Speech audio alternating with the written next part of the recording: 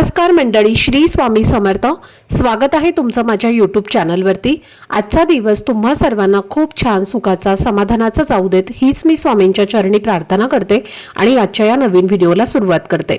पण त्या अगोदर तुम्ही माझ्या चॅनलवरती जर नवीन असाल तर चॅनलला पण लगेच सबस्क्राइब करा आणि कमेंटमध्ये श्री स्वामी समर्थ लिहायला अजिबात विसरू। उद्या 23 एप्रिल गुरुवारचा दिवस खूप खास आहे, कारण या दिवशी मराठी नवीन वर्षातील पहिलाच गुरुपुष्यामृत योग आलेला आहे।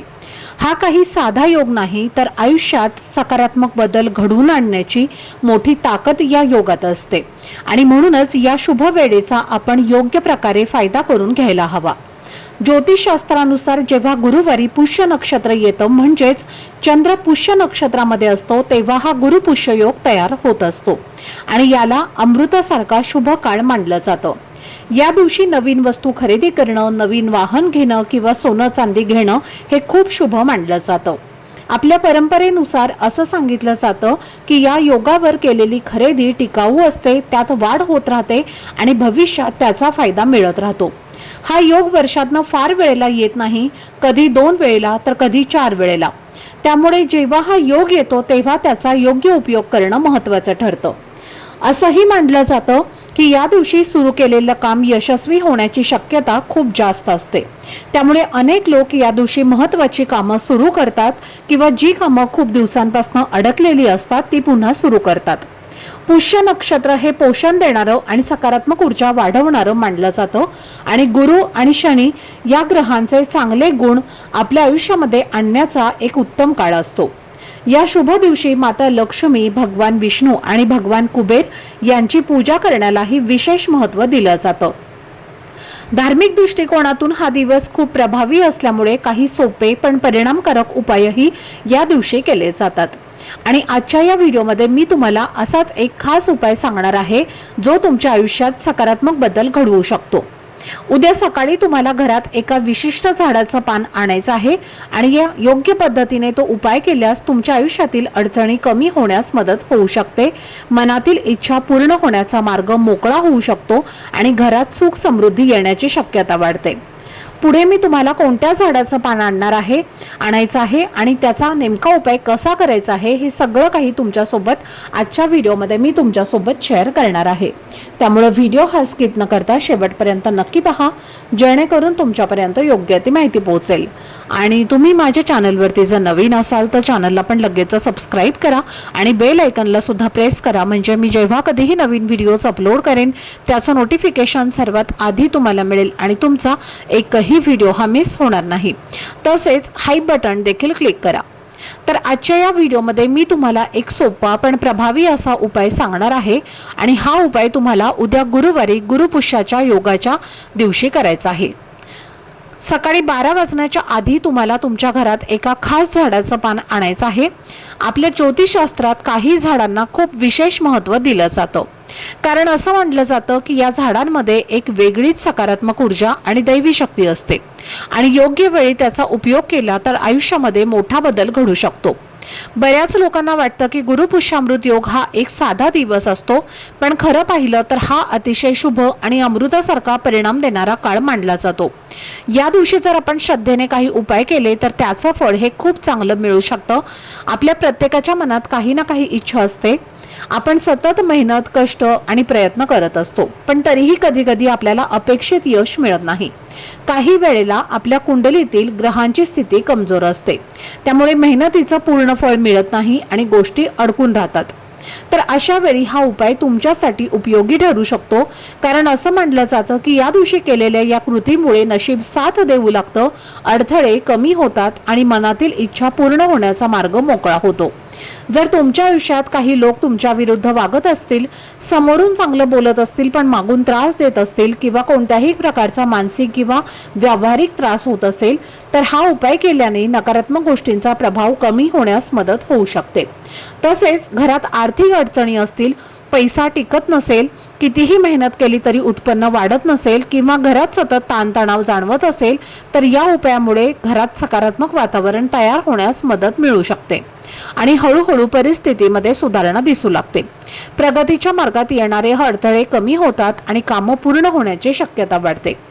आता ज्या पानाबद्दल आपण पाहणार आहोत तर ते पान आहे मनी प्लांटचं पान.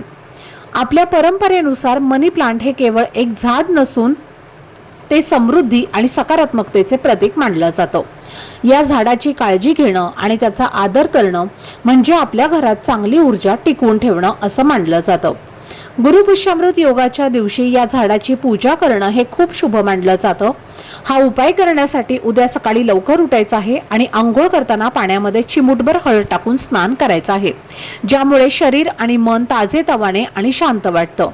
त्यानंतर सूर्याला पाणी अर्पण करायचं आहे आणि ते करताना पूर्व दिशेकडे तोंड करून ओम घृणी सूर्याय नमः हा मंत्र तुम्हाला म्हणायचा आहे.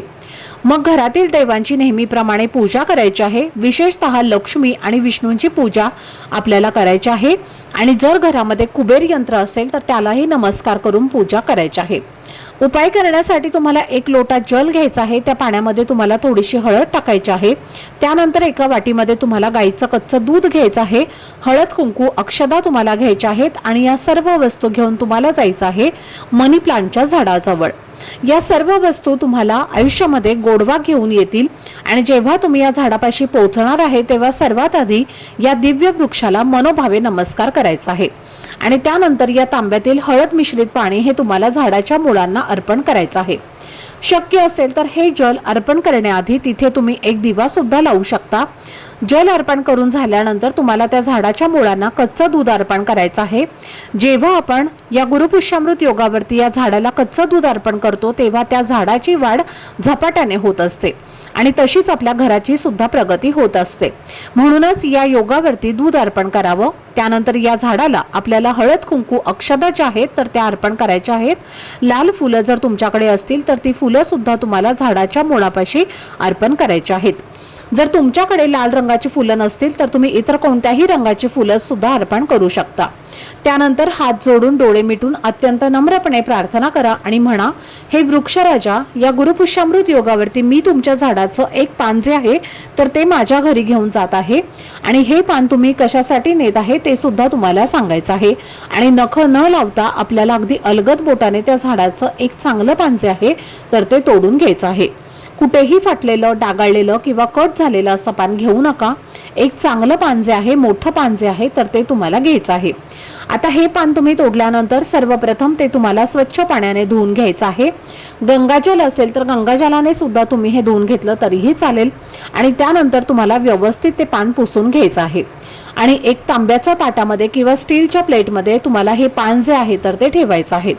त्यानंतर त्या पानावरती आपल्याला थोडीशी हळद घ्यायची आहे. हळदीमध्ये पाणी टाकायचं आहे आणि त्या हळदीचा तुम्हाला गंध तयार करून त्या पानावरती एक स्वस्तिक काढून घ्यायचं आहे.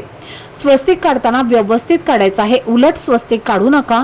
मधले 4 डॉट्स आणि साईडच्या 2 लाईन सुद्धा तुम्हाला काढायच्या आहेत आणि त्यानंतर स्वस्तिकावरती आपल्याला थोडीशी चणा डाळ ठेवायची आहे. म्हणजेच अख्खे चणे ठेवायचे नाही तर चणा डाळच तुम्हाला ठेवायची आहे.